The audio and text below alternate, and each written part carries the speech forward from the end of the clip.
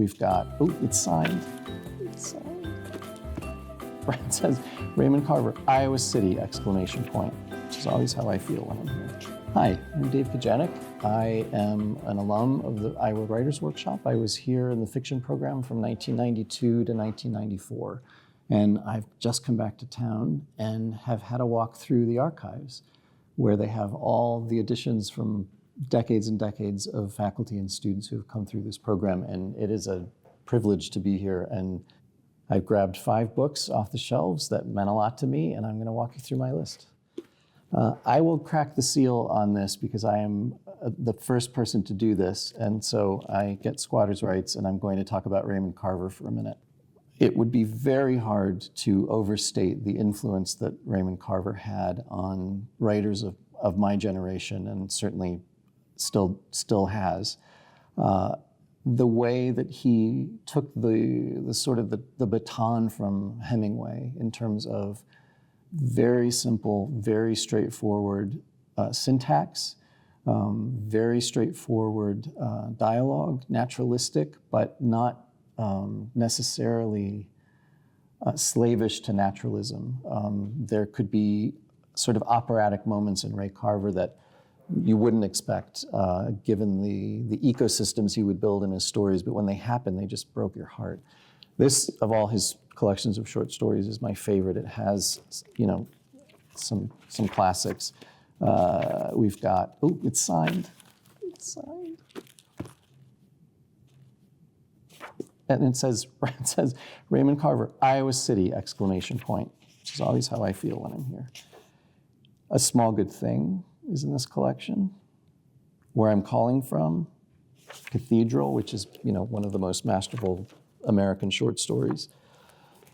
It was such a gravitational pull that I remember having to fight to sort of swim away from the influence of this man.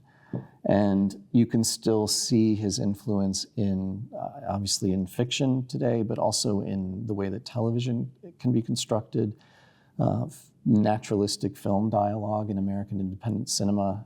We owe a great debt to Raymond Carver in this culture.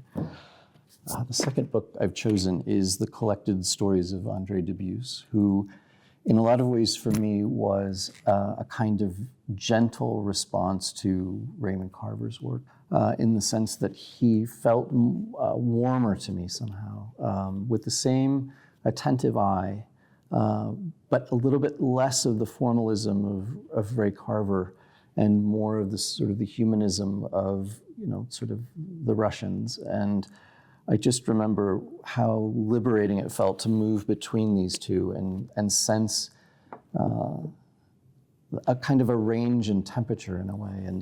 And this collection is just knocks my socks off when I think about what's in here. The story Killings is in this book, which was adapted into the film In the Bedroom, which is a film a lot of people know. One of my all-time favorite short stories called The Pretty Girl is in this collection. And I want to read you the first sentence, which, if you know this story, you know how both relaxed and ominous this first line is.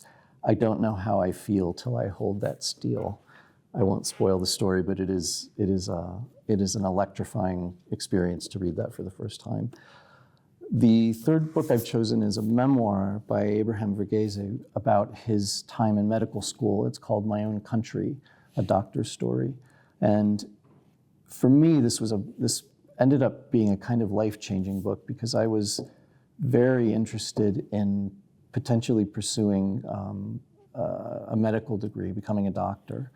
And I had to choose between trying to make writing my vocation or going into a medical profession. And this book helped me decide, not because Verghese is down on medicine at all. In fact, his journey in this book is quite a spiritual one. But it was also quite candid, and it allowed me to have a language for talking to doctors and nurses and EMTs and nurse practitioners and physician's assistants about their profession that I wouldn't have had before. And those conversations are what convinced me that what wouldn't be the right path for me. So I sort of, in a way, I owe my adult life to this book because it was really the pep talk I needed.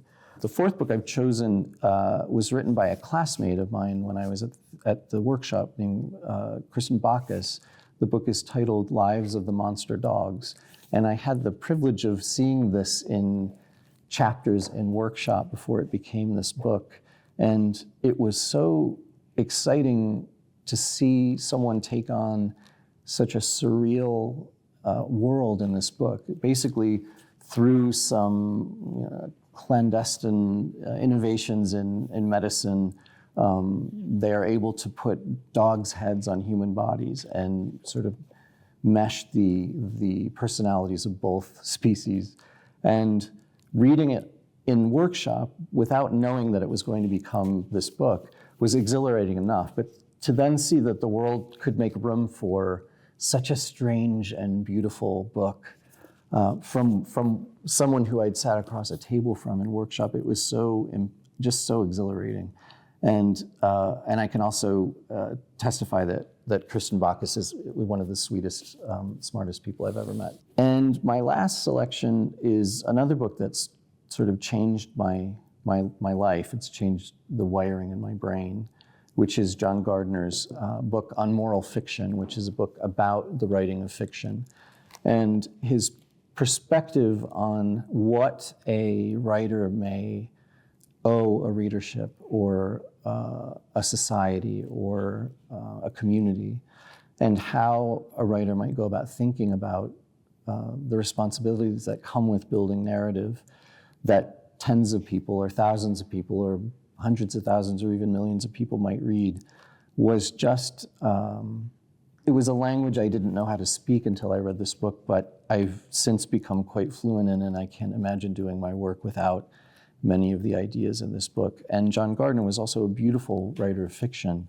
So to see someone who could both teach at such a high level and practice at such a high level was such an inspiration. But you could say that about so many of the people whose work is behind me and down the halls of this beautiful building. And I can't wait to watch further episodes of this endeavor to see what my colleagues are picking. And but I got Ray Carver first, so sorry.